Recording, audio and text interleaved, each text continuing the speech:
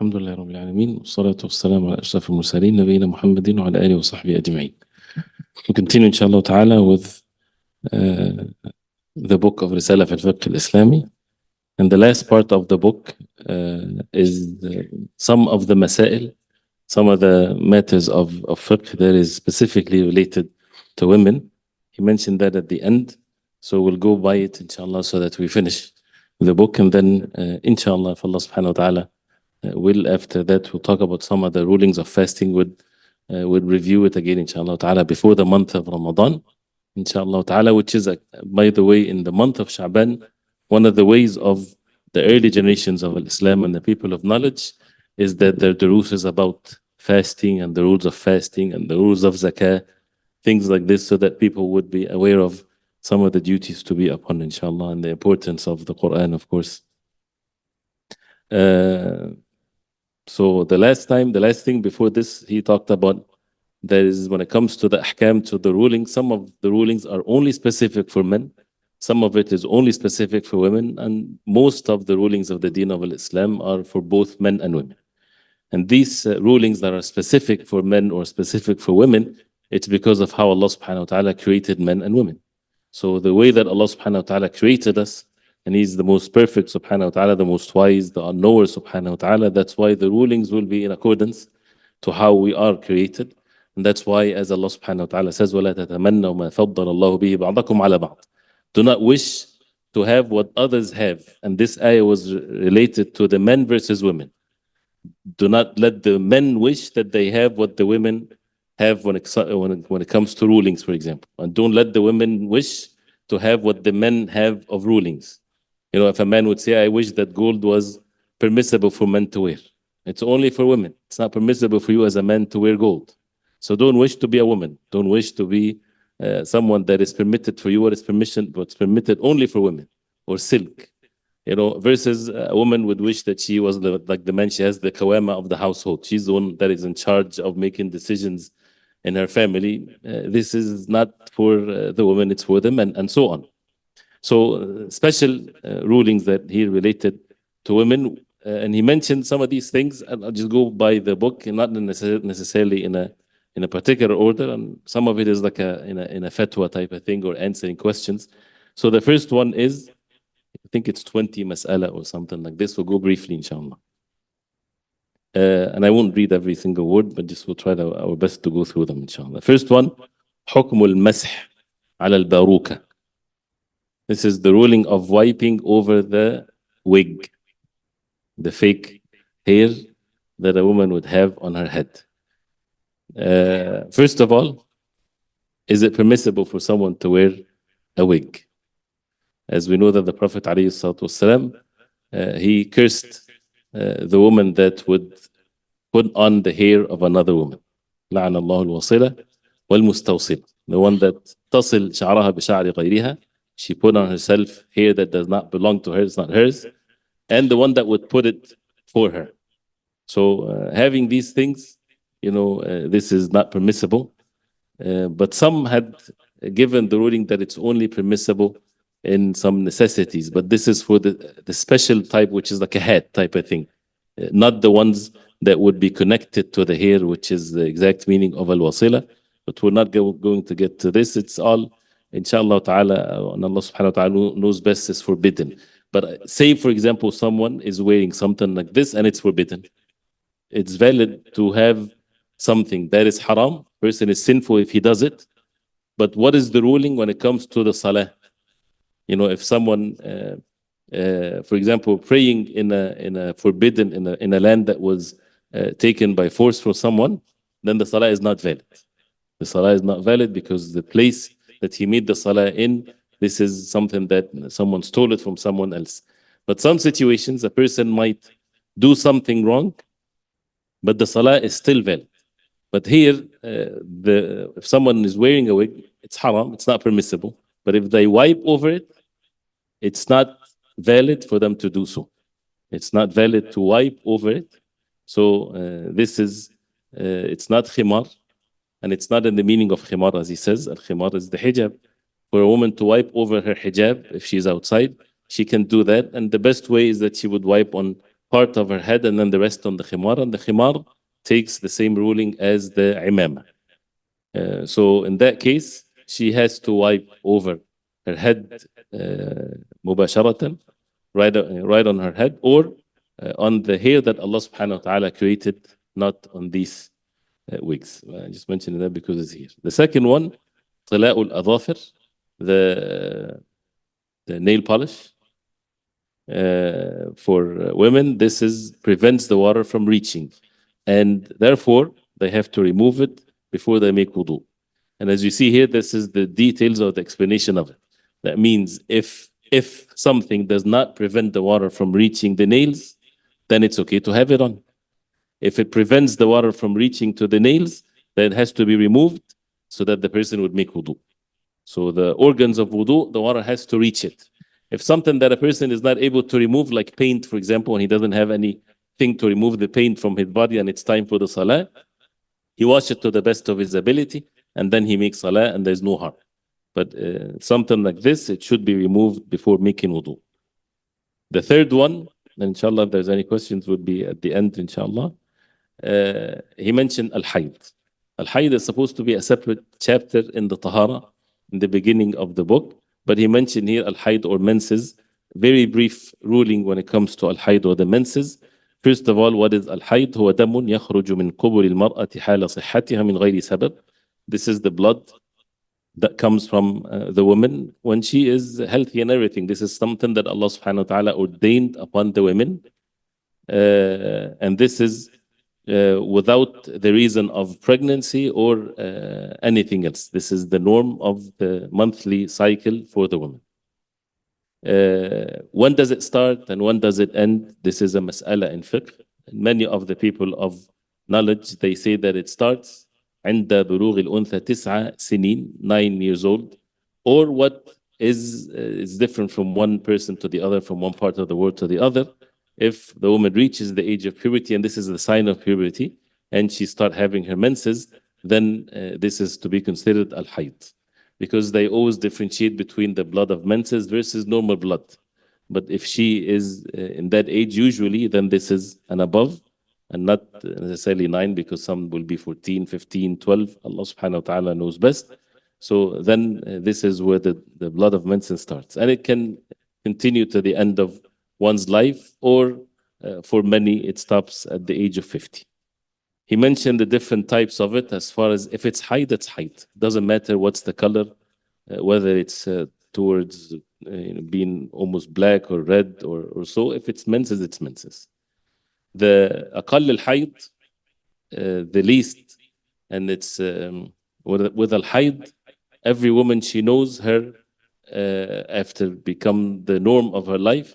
She knows exactly to differentiate, and many of them would do. If they don't, then there are certain rulings for them. She would be able to differentiate between the blood of menses and the normal blood.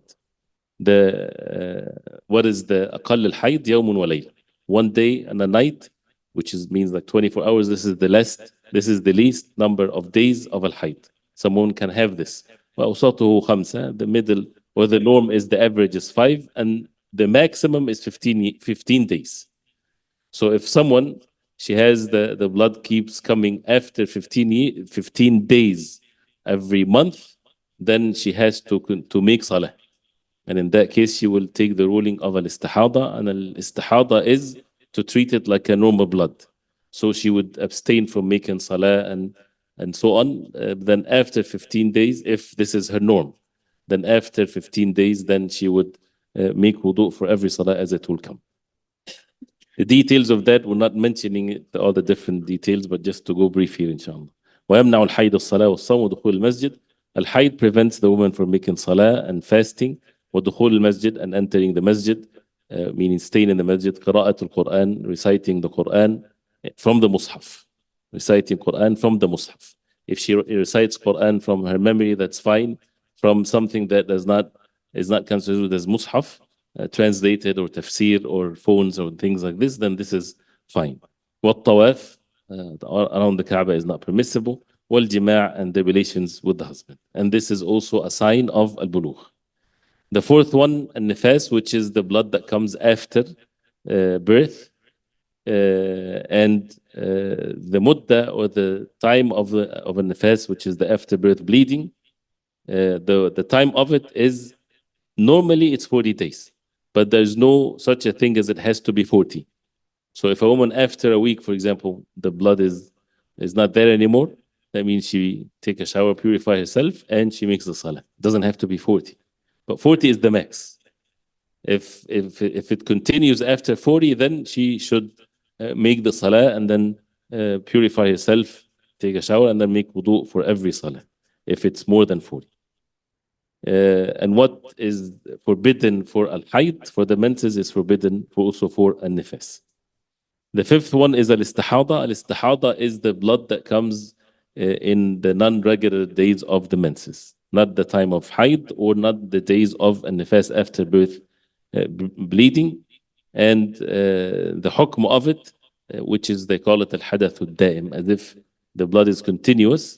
It does not stop her from making salah or fasting, but she makes wudu for every salah. And he mentioned here that the blood that the pregnant woman, she sees, if she's pregnant because she has no menses, then it will take the ruling of al-istihada. If a pregnant woman sees blood, then she cleans it and she makes wudu and she makes her salah. All of that, we should learn it, inshallah ta'ala. So we'll learn it some other time, inshallah ta'ala. So just this is brief. Number 6, تنهى المرأة عن حلق شعرها إلا لحاجة. It's forbidden for the woman to shave her head unless there's a need, a matter of necessity, medical condition, something like this. So this is haram for a woman to shave her head because it's haram for her to imitate men, and it's haram for men to imitate women. ويحرم عليها النمص والوشم ووصل الشعر والتفلج. And what's haram upon the women is النمص. النمص is to plug the eyebrows, the hair on top of her eyes, is to remove it and to instead make a line with the pen or so. This is forbidden. I don't know what exactly they call it, but this is a nums. If it's too much and it's the hair of the eyebrows is bushy, she can trim it, but not to pluck it away out and then to make a line like some women they do. This is forbidden, and the Prophet ﷺ cursed the one that do this. Al-washm is the tattoos, the permanent tattoos on the bodies. This is forbidden.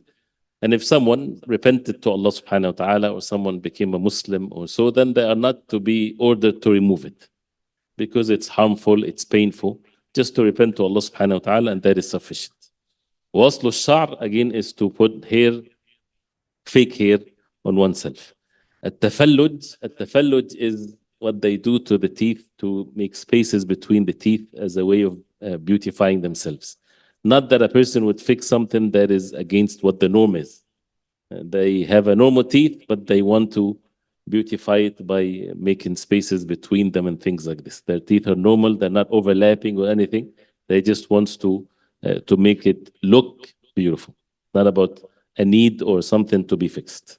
And this is mentioned also in the hadith of the Prophet ﷺ. And some of these things that are the women are mentioned because this is what the norm of what the women they might do. So it was never perceived that a man would want to do something like this. So that means there are min babi awla. Even if it's forbidden for women, it means it's even more of a sin for men to do such a thing, because it's a woman thing. If women think, that means they have the tendency to do it, so but they are forbidden from doing it. And he says, وَيَحْرُمُ عَلى الْمَرْأَةِ وَضْعُ الطِّيبِ إِلَّا لِزَوْجِهَا وَبَيْنَ النِّسَاءِ. It's haram for the woman to put a tib, a good smell, perfume, or something like that, except to her husband and among the women.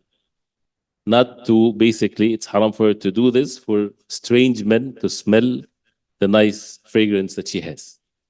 And that's why the Prophet ﷺ clearly, he said that if the woman that she has bukhur in her house, she should not come for Salatul Isha, because it's going to be on her clothing, so people will smell it when she walks by them.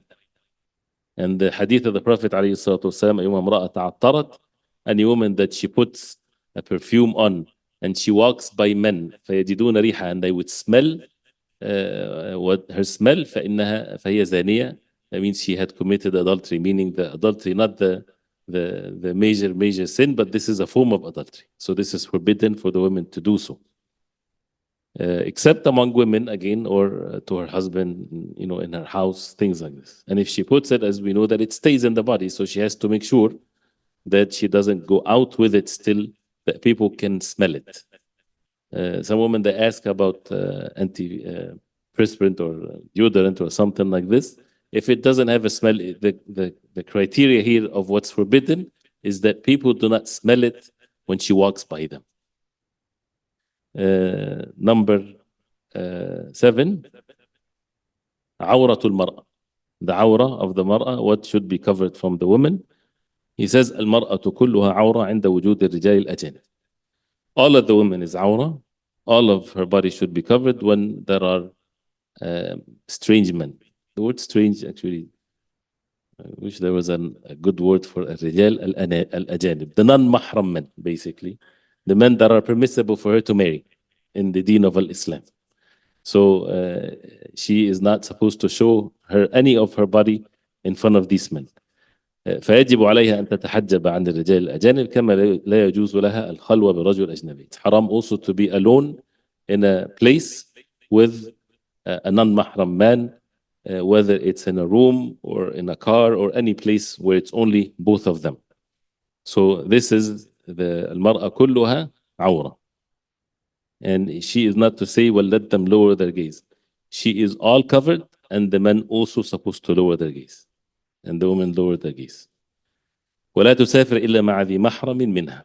And it's forbidden for the woman to travel a traveling distance except with a mahram, with one of her maharim, one of her blood relatives, if it's correct to say, the maharim. Who are the mahram? هو من تحرم عليه على التأبيد. Those who they are forbidden to marry that woman forever. Forbidden meaning that if she was not married, not because if a woman is married, all men are forbidden for them to marry her because she's married, because she's a married woman.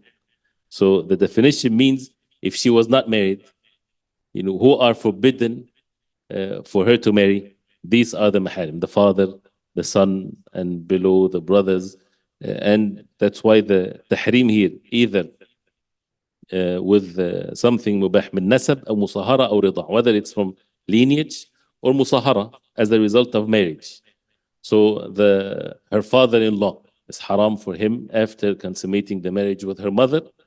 Then it's forbidden, she is forbidden from her father-in-law. He becomes a mahram to her forever, even if they divorced, meaning her mother from the father that is not, her husband that is not the father of that daughter. So there is things that are forbidden because of the lineage, and there are things that are forbidden as a result of marriage. And there is the third category of what's forbidden, al-rida', breastfeeding. So the three categories will, inshallah ta'ala, also discuss them in some other time, inshallah ta'ala, continuing the subjects of fiqh, inshallah, hopefully, inshallah, after Ramadan. So if it's not a mahram, then she cannot travel alone. It's not permissible for a woman to travel alone. Traveling meaning traveling distance, not in the same town, to have a traveling distance. And what constitutes traveling is the norm of the people is to be traveling. So if that's considered traveling according to the locality that she's in, then it's not permissible to do that unless she is with the mahram. Two women can travel alone? No, they have to be a mahram. Sometimes, for example, a woman and her husband and her sister, can she travel with them? No, she can't. The husband of her sister is not a mahram to her. It's not about company. It's about a mahram to be with her. She has to have a mahram with her if she travels. We were talking about at-taslim, submit ourselves to the commands of Allah. Unless it's a matter of necessity, no rulings in the deen of Islam would bring harm. If it's a matter of life and death, big loss is going to happen, then situation that is related to a specific case, then the ruling can be different. But this is the general rule, that it is not permissible to travel except with a mahram. The next one is that the woman should cover herself in salah except her face. He says إلا وجهها وكفيها وقدميها.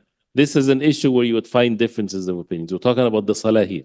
If she's making salah and no man is watching her, she's away from the eyes of strange men, then she shows her face, and according to this, her palm, and the palm only, not the long sleeves that shows everything inside.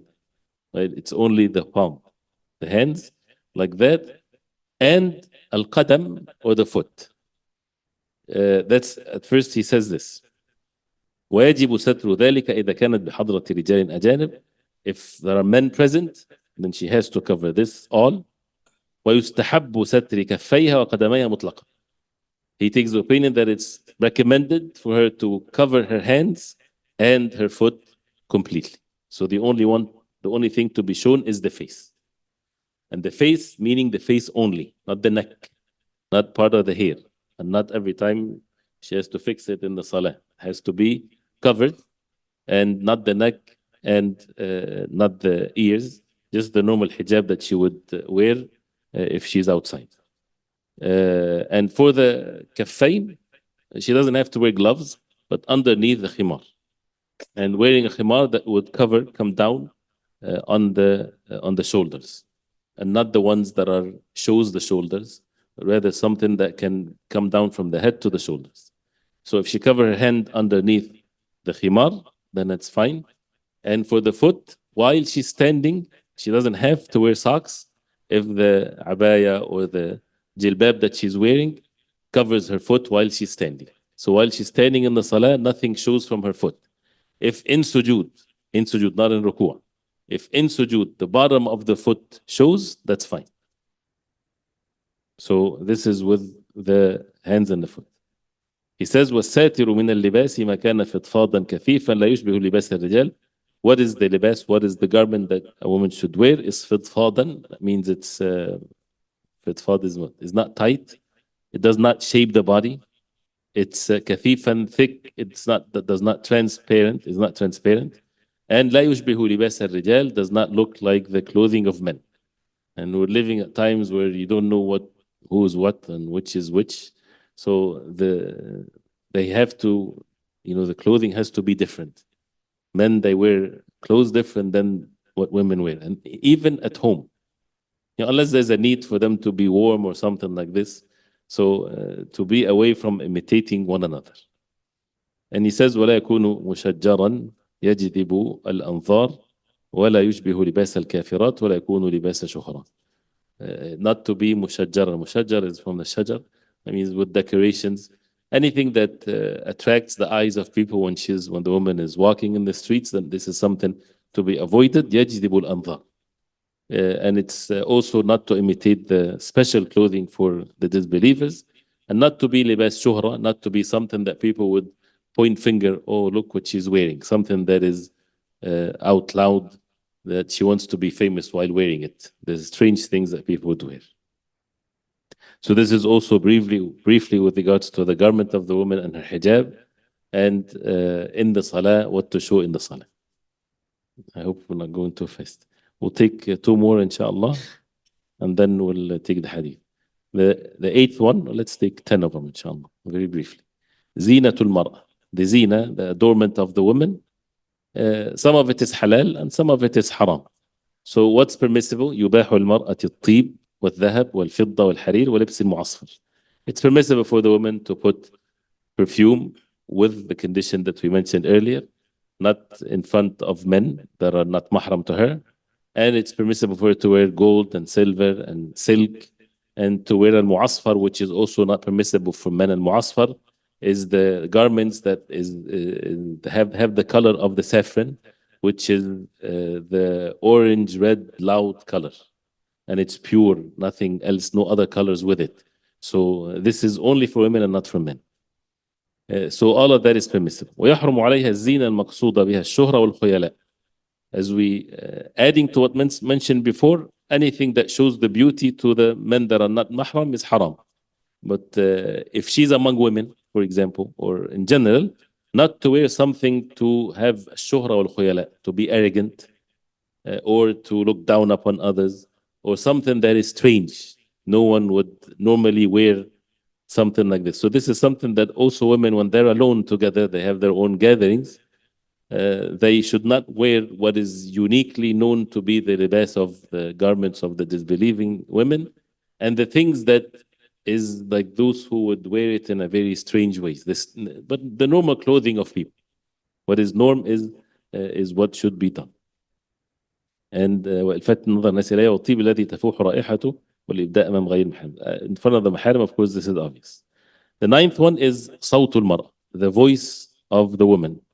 Is the voice of the woman عورة? Is forbidden to speak to the non-mahrams? He says ليس بعورة. It's not عورة. The voice of the woman is not عورة. It's okay for a woman to speak to a non-mahram man. Unless, as Allah subhanahu wa ta'ala said it in the Quran, لا تخضعن بالقول. الخضوع بالقول is haram. الخضوع بالقول is to he says إذا حاول الترخيم وترقيقه, to soften the voice. When she starts softening the voice, having some like when if a woman soften her voice as if she's flirting with a man, for example, or laughing and giggling and things like this. So, but speaking in a serious manner, this is okay. وإذا سألتموهن متاعا فاسألوهن من وراء حجاب. If you ask them for something, ask them from behind the hijab, behind the curtain, and to the point, and to speak in a very serious manner, and not to intentionally soften her voice. Still in the ninth point, and as far as he says the ghina or singing, this is haram, of course. And he says some of the evil outcome of singing, that many people, they listen, wal'ayadu billah, and it becomes the norm, subhanallah, that it's something very strange. You know, men would listen to women singing and with musical instruments and so on, and this is haram. And it's a way for people to make money.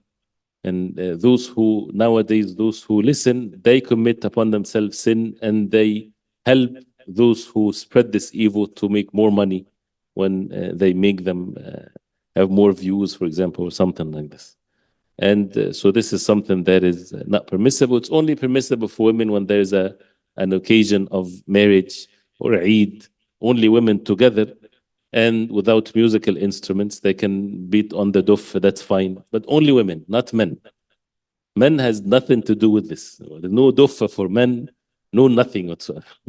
And this is only permissible for women, but not for men. The Sahaba, they used to, not even one narration that when there's a wedding, the Sahaba would beat on the duf.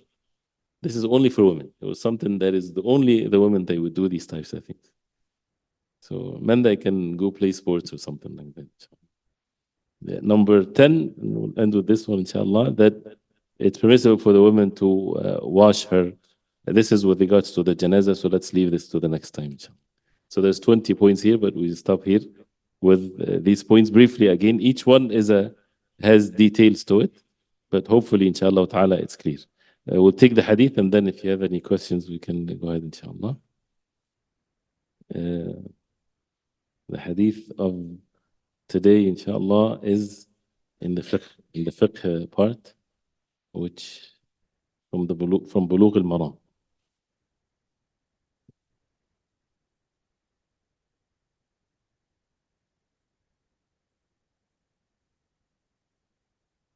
The last hadith was what number?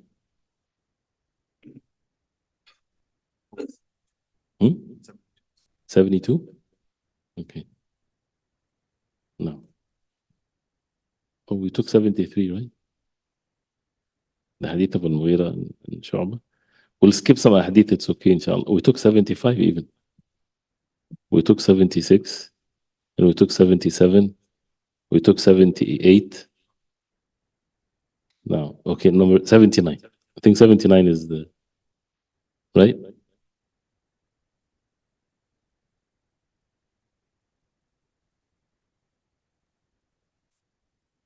Yeah, we took 78 last time.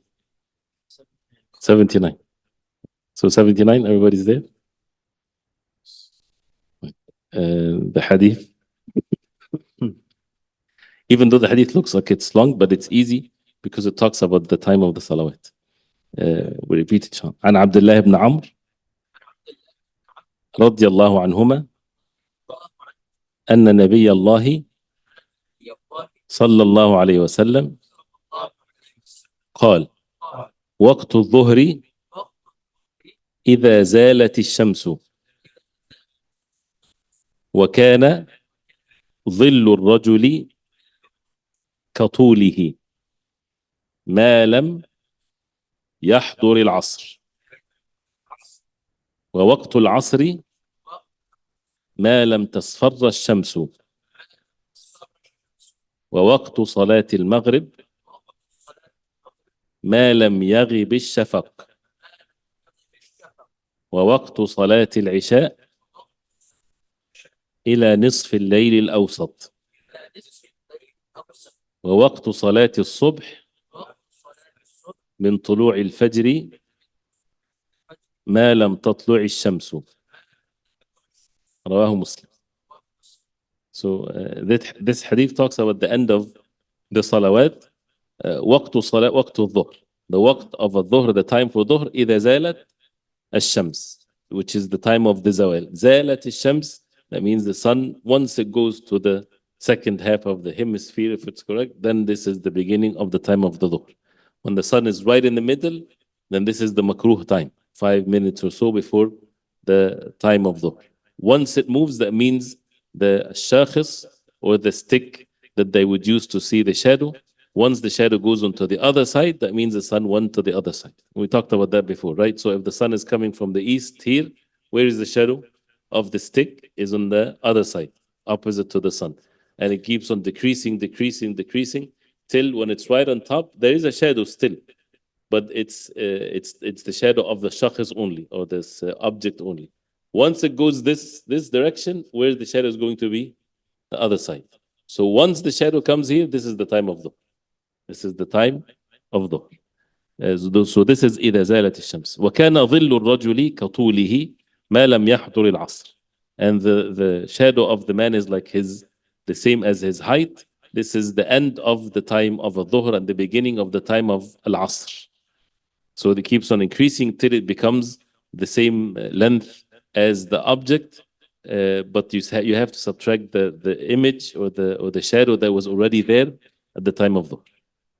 And then ووقت العصر ما لم تصفر الشمس. The time of Asr ends when? As long as the sun is not yellow. If the sun turns yellow, that means the chosen time for Asr is gone.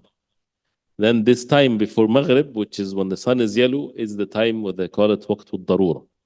It's the time where you have to pray Asr because you missed it, or you missed the time of where you choose to pray. You don't intentionally pray Asr when the sun is yellow. You pray the Asr when in the beginning of its time. You have all the way till the sun starts to turn yellow. Then in that case, if you are not able to pray Asr before, then you can pray still at that time, but not to choose to pray it at this time. ووقت صلاة المغرب ما لم يغب الشفق. The time for Maghrib is there till الشفق, which is the light in the horizon, the redness in the horizon would be disappear. Once it disappears, then this is the end of Salatul Maghrib. Maghrib, of course, when the sun set, all the way till when the shafaq disappears, which is the red in the horizon. وقت صلاة العشاء, then Isha starts. The end of Salatul Isha إلى نصف الليل, to the middle of the night, al-awsat, to the middle of the night. And the middle of the night, whether you calculate it from Isha to Fajr, you divide that by 2, or from Maghrib to Fajr and you divide that by 2, this is also fine. ووقت صلاة الصبح, the time of Subh, from طلوع الفجر, from the beginning of Fajr, ما لم تطلع الشمس, as long as the sun is not risen yet. So it's all the way to the sunrise. And of course, yes, a person chooses in the beginning, but not to wait till the end. This is briefly what the hadith says. And hopefully, inshallah ta'ala, it's easy. Allah fikum, jazakum khairan. Hope it's clear, inshallah.